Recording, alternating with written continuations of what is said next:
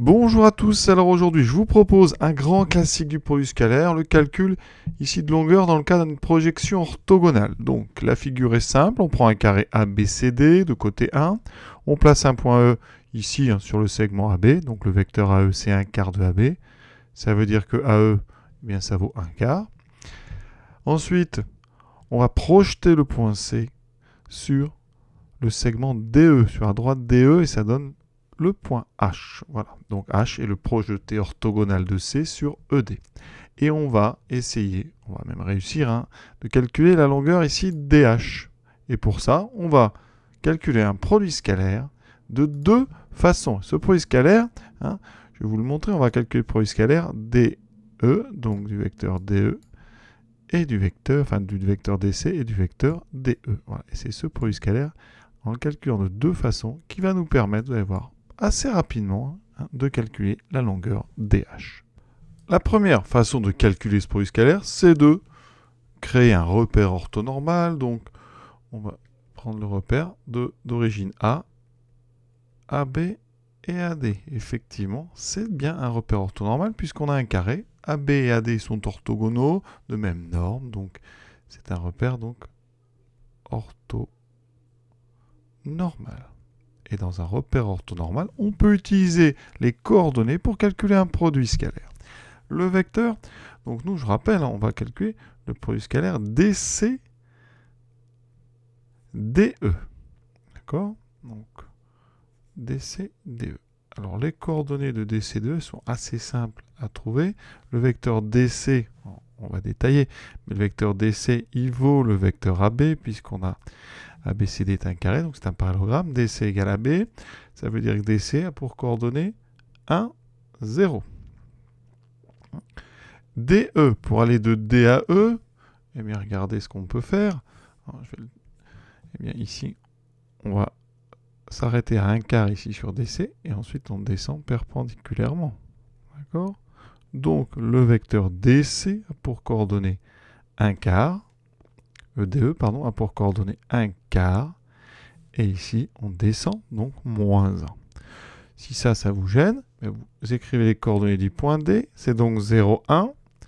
Les coordonnées du point E, c'est 1 quart, 0. Donc le vecteur DE a pour coordonnées de E, 1 quart moins 0.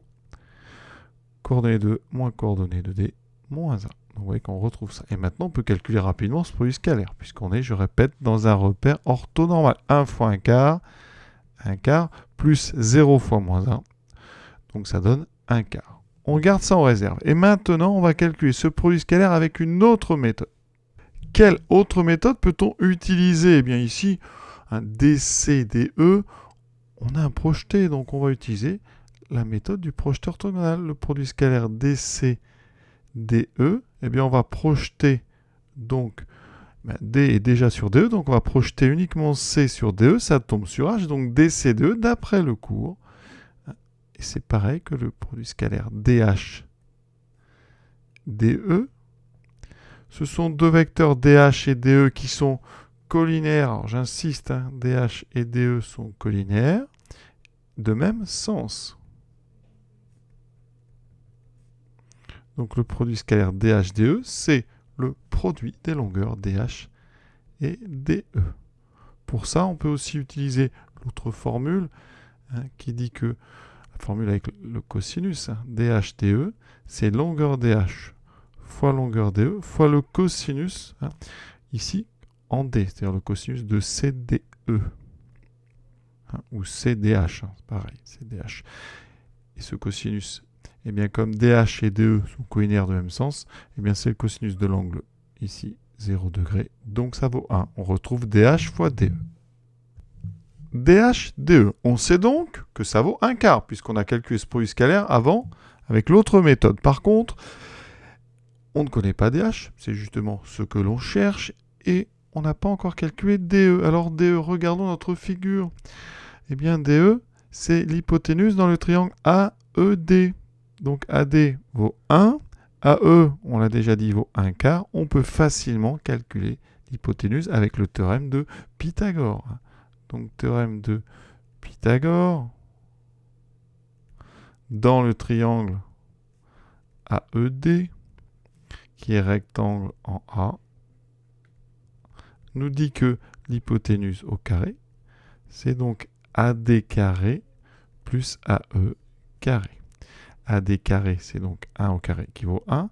1 quart au carré, ça me fait 1 4, donc 1 16e.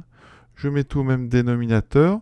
Ça me fait 16 sur 16 plus 1 sur 16, 17 sur 16. Conclusion DE, longueur, ça sera la racine carrée de 17 sur 16. Propriété des racines carrées. Racine d'un quotient, c'est le quotient des racines. J'ai donc racine de 17 sur racine de 16, ce qui me donne racine de 17 sur 4. Donc j'ai DE, et maintenant, je n'ai plus qu'à conclure. On a donc DH fois DE qui est égal à 1 quart. Conclusion, en divisant par DE, ça fait 1 sur 4 DE. D'accord? Donc ici, eh bien maintenant, il y a un petit peu de travail. Ça fait 4 fois DE qui vaut racine de 17 sur 4. Les 4 se simplifient. Il me reste 1 sur racine de 17. On va transformer un petit peu et on aura terminé. On n'aime pas en mathématiques, la plupart du temps, garder des racines carrées au dénominateur. Donc on va multiplier en haut et en bas par racine de 17, ce qui me laisse racine de 17 sur racine de 17 fois racine de 17 qui donne 17. Et l'exercice est terminé. La longueur DH vaut racine de 17 sur 17. Et pour info, ça vaut à peu près 0,24. Alors, petite remarque sur notre méthode du projeté orthogonal. Autrement dit, sur cette étape-là, on peut la détailler, cette étape, et démontrer ça autrement. DCDE. Alors, DCDE, on peut remplacer DC, le décomposer en passant par H. Autrement dit, DC, c'est DH plus HC, scalaire DE. Et on va utiliser, donc, ici, la distribution. DH scalaire DE